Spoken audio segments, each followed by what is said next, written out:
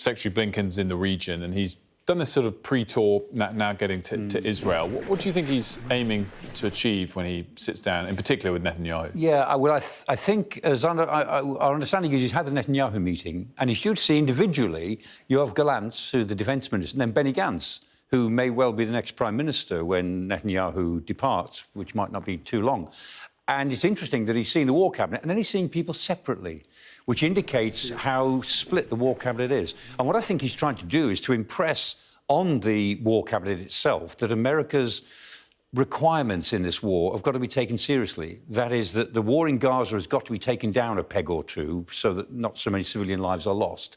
And the Israelis have said that they're changing the tempo, but there's not a lot of indication of that so far. They look as if they may be changing in the north, but in the south, 35% of the territory now contains 90% of the population. Nice to see you. And the Israelis, if they're going to control the Hamas tunnels, have got to put boots on the ground inside that 35%.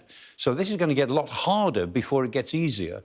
And I think he'll be making the point to them that we, the Americans, who are your main backers, the people you really need in this, both diplomatically and militarily, we require a different tactics. And Netanyahu's always said, yes, we'll change tactics, but he hasn't done it yet. And clearly Blinken has landed in Israel, having gone to the rest of the region first. High on the agenda for that first part of the trip was trying to ensure that things don't escalate, the fear for which is probably at its peak right now during this conflict? It's achieving something of a peak, yeah. I mean, because there are two or three areas. I mean, one is the Red Sea, which is a separate issue in itself, but the other one that's most immediate, apart from the West Bank, is southern Lebanon. And the possibility of a much bigger war between Israel and Hezbollah in southern Lebanon is really quite high. And I mean, what we're talking about is a sort of border zone. It's about 18 miles into Lebanon, the Litani River, which runs almost right across the territory to the Golan Heights. And that area is supposed to be demilitarised. So Hezbollah are not supposed to be there. What the Israelis are saying, what Gallant, the defence minister, said last week, he said, if the UN, there's a UNIFIL force there, 10,000 people, he said, if the UN can't keep Hezbollah out of the area south of the Litani River, we will. And that, in a sense, is a threat to invade. And so, in a funny sort of way, I mean, 2 weeks ago, the Americans were trying to persuade the Iranians to lean on Hezbollah not to take the crisis up to another level.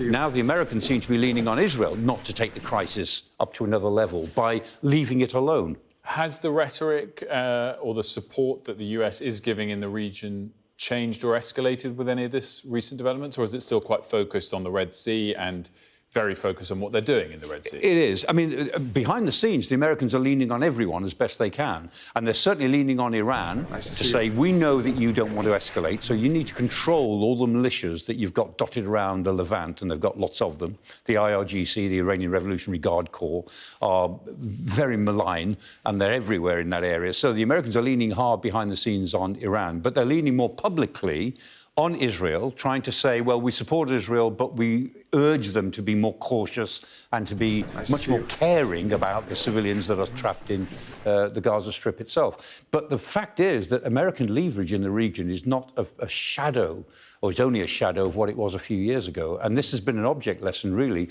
in the decline, not the absolute loss, but the decline in American influence across the whole region.